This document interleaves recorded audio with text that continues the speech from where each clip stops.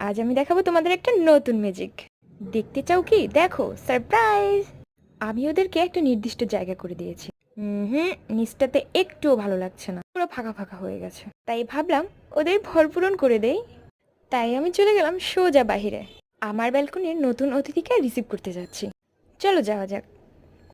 হুম হুম হুম এই ছোট্ট ছোট্ট পায়ে চলতে চলতে ঠিক পৌঁছে যাব।